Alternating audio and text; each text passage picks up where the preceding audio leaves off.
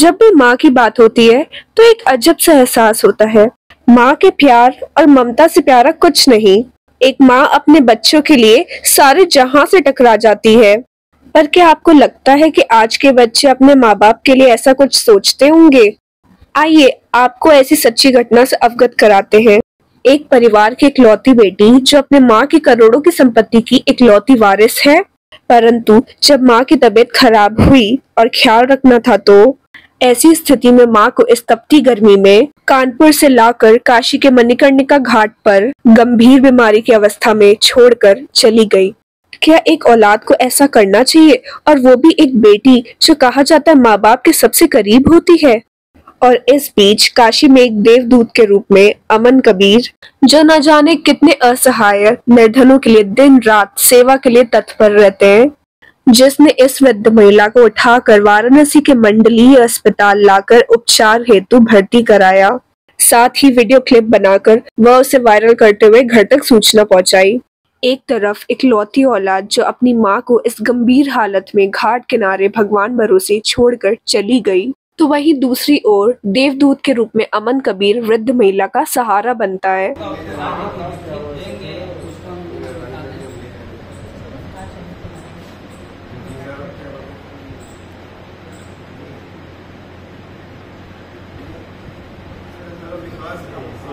आपका बच्चा जब चम्मच या दूध आप देती होंगी तो नहीं खाता होगा, तो क्या करती थी? छोड़ देती थी बच्चे को, मतलब खिला के बड़ा की कि नहीं की? उनका हालत क्या हो दादी? आप लोग ताकना नहीं चाहेंगे आपकी तरह। हम नाम दे रहे तो रोने लग रही है। रंजीता। कहाँ की रहने वाली है? कानपुर। और आपकी माता जी क्या नाम है? इंदिरा देवी। आप उनकी इकलौती औलाद है? जी। इनकी तबीयत कितने दिन से खराब हुई है? सर तबीयत वैसे तो मतलब 4 महीने जनवरी से इनको पता नहीं क्या, ये उठ के घर से जाने लगी थी। बस यही कहती थी हमको गंगा जी छोड़ाओ, हमको महाकालेश्वर छोड़ाओ, महाकाल छोड़ाओ, ऐसे उठ पटांग। तो हमने डॉक्टर को दिखाया, साइकेट्रिस्ट को दिखाया, तो वो ये कहते थे कि ये सोती नहीं है, इस वजह से इनको दिक्कत है। इनको नींद की दवा दी कि सोने दीजिए इनको, लेकिन ये जो है ना दवा खाती थी। फिर इन्होंने धीरे से इधर 20 दिन से इन्होंने खाना बिल्कुल छोड़ दिया, ना खाना ना पानी, कुछ नहीं खाती पीती थी। बस यही एक जिद थी इनकी कि हमको छोड़ आओ। आपके पिताजी का निधन कब हुआ था? 4 साल हो गए सर। 4 साल हो गए। आपकी माता जी व्यवहार कैसा? सबसे सही था सर, बस खाली सोती नहीं थी और ये बात बहुत कम करती थी। ये मार देती थी सर, ये सब काटा है, ये सब ऐसे काट लेती थी। सर 70 के करीब लोग। 70 साल की है। तो आप कब सोने काशी में? सर संडे को पता नहीं क्या दिमाग उस दिन उलझन में बहुत था, और ये बस यही कहती थी कि हमको छोड़ आओ गंगा किनारे, हमको छोड़ आओ। उस दिन बस हमने बात करी, गाड़ी बुक करी, हमने अपने हस्बैंड से भी कुछ नहीं बताया और बस लेके इनको यहाँ चले आए। यहाँ घाट पे छोड़ा जी। क्या आपने कुछ पैसे भी लिए थे? कुछ दिया था? कुछ मोबाइल नंबर कुछ ऐसा कुछ दिया था? नहीं, मोबाइल ये चलाती नहीं थी। कुछ पैसे थे क्या? पैसे थे। मतलब ये रहती कहाँ? आपको दिमाग में रहा कहाँ रहेंगी, क्या करेंगी, कुछ ऐसा? हमें ये था कि यहाँ बहुत से लोग हैं, मतलब क्योंकि हमने वैसे वृद्धाश्रम में बात करी थी तो कोई नहीं ले रहा था, तो हमें ये लगा था कि यहाँ पे मतलब बहुत लोग आते हैं, यहाँ वृद्धाश्रम अटैच है, ऐसे अगर इनको कोई देखेगा तो शायद इनको ले जाए, शायद ये सही हो जाए।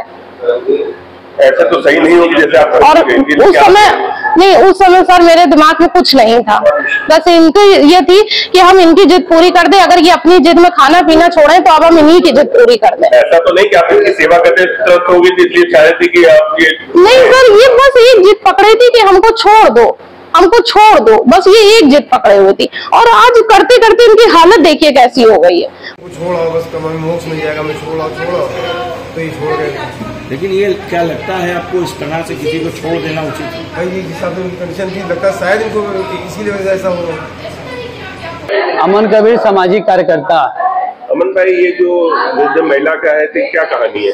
इनकी कहानी है कि रविवार को हमको सूचना आई थी कि किसी मणिगंगा घाट पे कोई अपनी माँ को बेटी और बेटा छोड़ के भाग गए हैं। जब तहकीकात कर गए तो पता चला कि दादी बेहोशी हालत में पाई गई थी। इनको फिर हालत सीरियस होने पर मंडली हॉस्पिटल में हम और सुपरवाइजरों की मदद से इनको लेकर आए।